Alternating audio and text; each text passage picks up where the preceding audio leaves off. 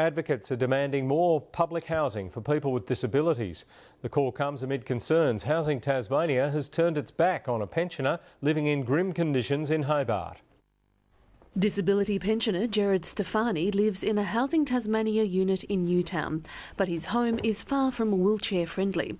Disability advocates say he's not the only one living in substandard conditions.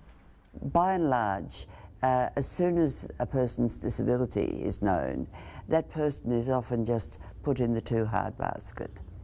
At the end of last year, of the almost 3,000 applicants on the waiting list, about 1/3 had a disability. But Housing Tasmania says only about a quarter of those needed a property with physical modifications. The problem with the Housing Department is that they don't seem to understand the difference between minor modifications and major renovation.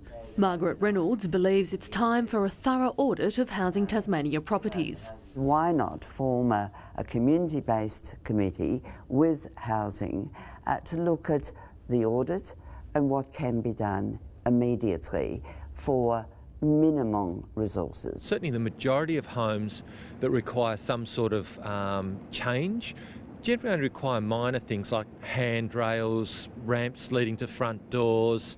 Housing Tasmania says Mr Stefani was offered a modified home in Newtown a year and a half ago, but he knocked it back, saying he would have been even more isolated. Housing Tasmania has not taken the matter any further, telling the ABC that it's up to Mr Stefani to reapply for another home.